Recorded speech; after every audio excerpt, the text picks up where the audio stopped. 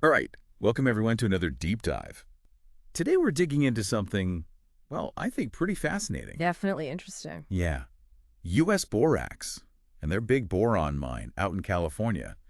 It's, one of those things you don't really think about where it comes from. But It's everywhere. yeah, exactly. So Yeah. you've got a whole stack of research here, articles and all sorts of stuff. And it's a pretty wild ride from just these humble beginnings out in the desert to this global, supplier of this crazy versatile mineral. Yeah, and the history, It's the nuts. it's a long one. So we're going to try to condense that for you today, give you kind of the highlights, the need to know without, boring you with all the little details. Like a cheat sheet. Exactly. Right. Exactly. So let's kick things off. I guess the story really begins with F.M. Borax Smith. I mean, what a name, right? Back in 1872 in Nevada. Hmm. But it seems like, the real action started a few years later in 1881 over in Death Valley. Right, Yeah. with that green flame test. Oh, yeah, the famous green flame. Aaron Winters. That's the guy, right? Yep. Aaron Winters, confirmed borax, simple test, and boom, everyone rushes in. Like a gold rush, but for borax. It's exactly a borax rush. And then you had W.T. Coleman.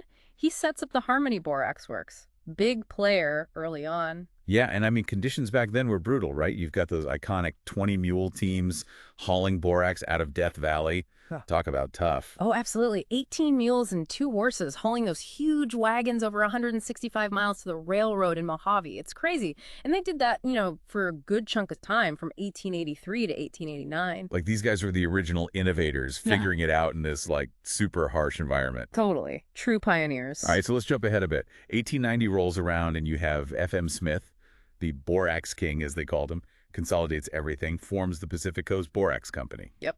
The PCB. But he wasn't alone in all this. There were a lot of important people involved in those early days. Like you had Julius Smith and the Story brothers. They were all key. So it's like a real team effort.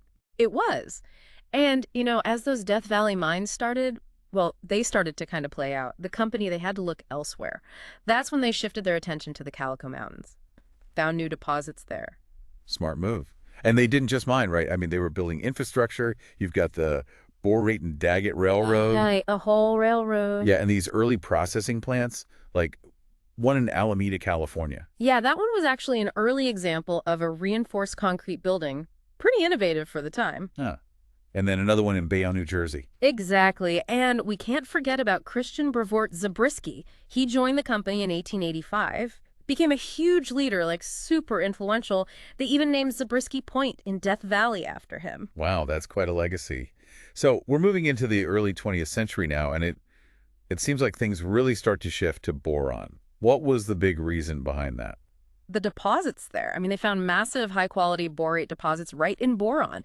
Even back in the 1890s, they had a little mining camp there. They called it borate. Pretty straightforward. Makes sense. And then in 1925, bam, miners hit this huge new deposit. A real game changer. That was on top of earlier discoveries of, other types of borate minerals. Like in 1913, Dr. John K. Suckow, he found culminite out there. So this 1925 discovery, this was the real turning point. Yeah, that was the one. And F.M. Smith, he didn't waste any time. He acquired that claim so fast. Always got to move fast in a borax rush. Yeah. So what made boron such a sweet spot? Well, for one, it was right next to a main railway line. That's huge for transporting all that borax. So they started underground mining in 1927, and a town just kind of sprung up around the mine. The town of Boron. And it's kind of interesting that same year the original Ryan mine in Death Valley, it shuts down. That kind of shows you how important boron was becoming. Yeah, it was like the new frontier. And then, just over 30 years later, boom, another big change. 1957, then they switched to open pit mining. Huge shift. 2 engineers, Bob Kendall and Howard Steinberg, they led the charge on that one. Global demand was just skyrocketing, and open pit mining, well, it was just way more efficient. Yeah, you can move a lot more dirt that way. Exactly. And that's when things really started to get high tech. You're talking about these enormous haul trucks, these massive conveyor belts. It's like almost futuristic. It is. So today, mining in boron is, well, it's this incredibly advanced operation. It's, we start with drilling and blasting, then these giant electric shovels scoop up the ore, load it onto these GPS-guided trucks, and then there's this whole refining process. It's wild. The ore gets crushed, dissolved in this hot borate solution, then crystallized, filtered, dried, and they're constantly checking quality at every step. And here's something really cool. In 2023, the Boron mine became the first open-pit mine in the whole world to switch its entire heavy machinery fleet to renewable diesel. Now that's impressive. So let's talk geology for a second. What is it about the boron deposits that makes them so special? So it's this incredible story that goes back like 16 million years. Picture this. You've got this ancient lake, super shallow, and it's fed by these thermal springs. And those springs, they're loaded with sodium and boron. And then you throw in some volcanic and tectonic activity, plus a whole lot of evaporation in this arid climate.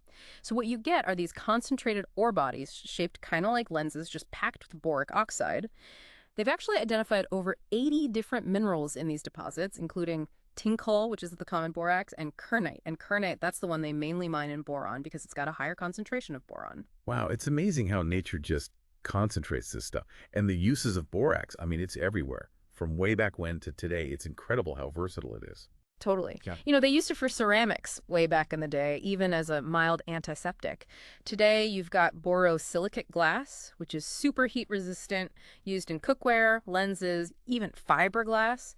And then there's detergents. Borates, they help with cleaning, they buffer the pH, they help break down minerals. And then agriculture, they use it as fertilizer, as a pesticide. And get this, fire retardants. It's even in fiberglass insulation. And US Borax, they've been leading the charge in developing a lot of these applications. I mean, they've got specific products like granibor and solibor and polybor flow. It's like borax is the unsung hero of like a million different things. Yeah, pretty much. So you might be wondering who owns all this. Well, it's actually changed hands quite a few times over the years. It started with F.M. Smith and his partners, then morphed into the Pacific Coast Borax Company. Then they started making international connections and formed Borax Consolidated Limited, BCL. And eventually, in the late 1960s, Rio Tinto, this global mining giant, they acquired U.S. Borax. Later on, they sold off some of the consumer brands like, 20 Mule Team Borax and Borateam to focus on the bulk borate business. So with an operation this big, I mean, you got to wonder about the environmental and community impact. What's the story there? Yeah, well, there were some concerns in the past about those evaporation ponds they use, but, it is a pretty remote and arid location, which helps.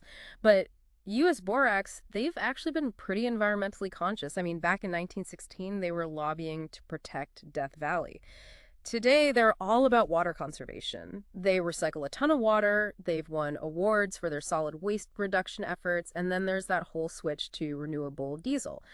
They also do these environmental impact assessments, and they work to mitigate any impacts on local species, like the Mojave ground squirrel and the desert tortoise.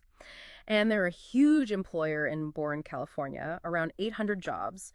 They contribute a ton to the local economy, support community programs, and they really prioritize worker safety.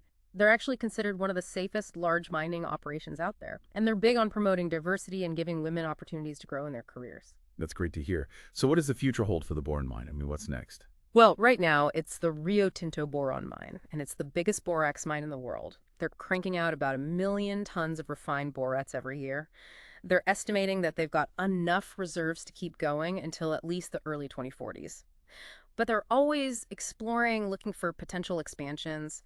They're also really focused on sustainability, keeping that renewable diesel going, exploring new ways to reduce their environmental impact. And they're even looking into extracting lithium from the mining waste. And get this, they're studying the possibility of building a green hydrogen production facility right there at the mine. Wow, so it's like they're constantly innovating, trying to push the boundaries. Exactly. They're all about improving efficiency, maximizing safety, and minimizing their footprint. And they're actually progressively closing down older sections of the plant to make room for future expansion. It's pretty remarkable. I mean, the story of U.S. Borax and the boron mine, it's a real testament to, well, human ingenuity. We find this stuff, figure out how to get it, and then come up with all these ways to use it. It's incredible. And it really makes you think, right? I mean, we take so much for granted in our daily lives.